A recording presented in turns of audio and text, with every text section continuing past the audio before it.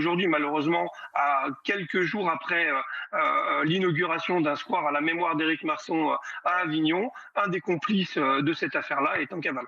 Un des individus impliqués dans le meurtre du policier Éric Masson est en cavale. Cet individu a bénéficié de plusieurs permissions de sortie. À la dernière, il n'est pas revenu. Comment vous avez réagi quand vous avez entendu ça? Forcément, plusieurs sentiments, de la colère évidemment au départ, parce que c'est quand même assez choquant, on va dire, de savoir que cet individu a déjà bénéficié de permission de sortir et a profité de cette dernière pour ne pas revenir et donc se faire la malle et être en cavale. C'est quand même assez choquant. Forcément de la colère, du dégoût et puis maintenant des interrogations. La réalité, c'est quelle naïveté encore dans notre logiciel. Comment un juge de l'application des peines donne cette permission de sortir parce que il se rend quand même, il faut préciser et tout dire, à un événement assez particulier, c'est-à-dire aux obsèques de son frère, mais qui n'est pas mort de longue maladie ou d'un accident de la route. Il est mort assassiné de plusieurs balles par plusieurs individus cagoulés. On peut se dire que quand même, c'est quand même assez proche d'un certain milieu. Et on peut aussi, quand on appréhende ce genre de demande, je ne suis pas juge, hein, mais je me dis quand même qu'il y a de fortes chances qu'il y ait eu une envie de se venger et donc pour ce faire, de ne pas rentrer en prison le soir à 19h comme c'était prévu. Moi, ce qui me pose vraiment question, c'est quels moyens, encore une fois,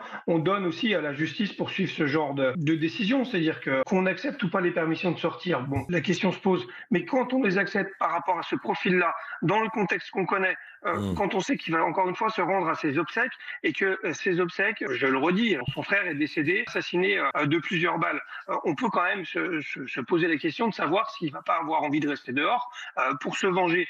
Donc, quels moyens on a pour tracer la sortie de cet individu et s'il ne revient pas, savoir exactement où il est et l'interpeller très rapidement? Aucun.